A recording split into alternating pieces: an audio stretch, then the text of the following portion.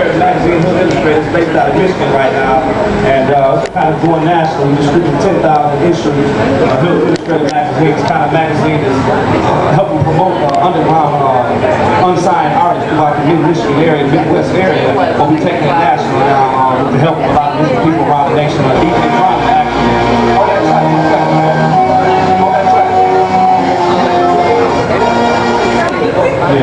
He's about to play a track off my album that I really didn't necessarily intend to perform, but I'm gonna do the track anyway. Right now, what I want to do is I kind of want to tap into the essence of this night. I'm a spoken word poet. I'm a writer. I write for a magazine. I write for a newspaper column. I mentor at-risk youth. I got a couple of different websites, doing a lot of different things. I come from a tumultuous struggle. I'm gonna give you a little background about myself so I can do what I do up here and demonstrate this. But I come from a tumultuous background. I'm one of America's many that was wrongly convicted of a murder. I was wrongly convicted of a murder in 1991 in Milwaukee, Wisconsin. I was sentenced to life in prison, 45 to life, and I served 15 years of that crime in which I was innocent of. And during that time is when you know, the manifestation of my freedom, you know, came to manifest itself in my understanding. And you know, like a caterpillar, you know, changes and transforms, and that's kind of what happened to me, because I was a street cat that should have been in the penitentiary, but I should have been in the penitentiary for a murder I had nothing to do with. And so it gave me opportunity to look into myself. While I was in the penitentiary, I wrote probably 200-300 poems. I never ever tended to memorize them, because every time I tended to memorize a piece, I would get fixated on the word. And as I got fixated on that word, my mind would just travel off with that word, and I would begin writing a whole new piece. So I never got a chance to memorize anything. So I freestyle a lot, you know. I used to speak in the prisons. I used to help young men get out of gangs, kind of like a gang interventions. And so I'm gonna freestyle a short piece for y'all, based on kind of like what I've seen and experienced here today. And that's kind of what I do. I pick up on the vibe of everything. When I was a young kid, I used to spray paint graffiti, and I used to take that graffiti and I used to take words. So I'm gonna start freestyling, basically telling you my story, what I'm talking about here.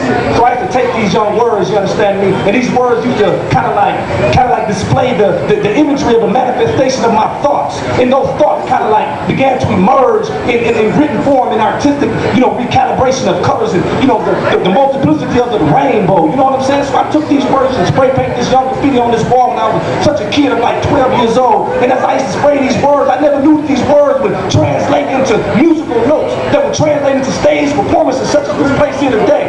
And as I used to spray paint those words, I never knew that those words would then become a definition of my name, begin to describe me as the wise one. They called me Hakim, an old man with a 9-inch beard called me Hakim because it said it meant sagacious. So I understood that this word was meaningful, and that meaningfulness began to describe my essence. So I began to take these words and write them down, but I could never memorize them, as I said, because I used to pick up those words and kind of like run off with those words and began to manifest something else. So as I begin to bring you this journal all the way down to Atlanta, from Michigan, Jackson, Lansing, Detroit, you know, I'm kind of like showing you what these words represent, because oftentimes our children grow up speaking such words as slang. We call it ebonics. Well, you know what those ebonics do? They kind of keep our mind trapped inside a prison, trapped inside a vocabulary prison that is so limited that it doesn't give our youth an opportunity to transcend in thought. Because guess what? The mind is only able to think to the extent in which it's able to communicate to itself. You ever thought about that? Think about that one second. Let's reverse. You see, words give definition and meaning. And as we regurgitate those words, and as we use them to think to ourselves, the limitations of those words keep our minds limited, because we can only think to the extent of the vocabulary in which we speak. You understand that? That's the power of words. So as I'm sitting here freestyling the power of these words, I want you to understand that the power of words has meaning and definition and depthness, the manifestation of a richness. You understand? This is what I'm talking about. Anyway, let me slow down a little bit. I want to tell you something else. I got a YouTube page. My name is Hakim Crampton. I got a YouTube page in which I'm kind of like videos, kind of like showing the connection between hip-hop, spoken word poetry, and neo-soul. All three of these kind of like merge together as one, and yet oftentimes most rappers don't even understand that they're poets. Rap is poetry. But it kind of like, in a time in history in the 80s, it kind of like separated. So I want to bring that back. Let me do this track off my album. I brought my album down here, Memoirs of a Neo-Soul Poet. I'll run that track for me. Let me do this song. I kind of like blend a lot of different things together, but this is some almost raw, you know, concrete freestyle poetry. And I wrote half of the freestyle, the other half while I was in the studio. Here we go. He got kids. Yeah. They been like shit, bro. He got one daughter. She better be good.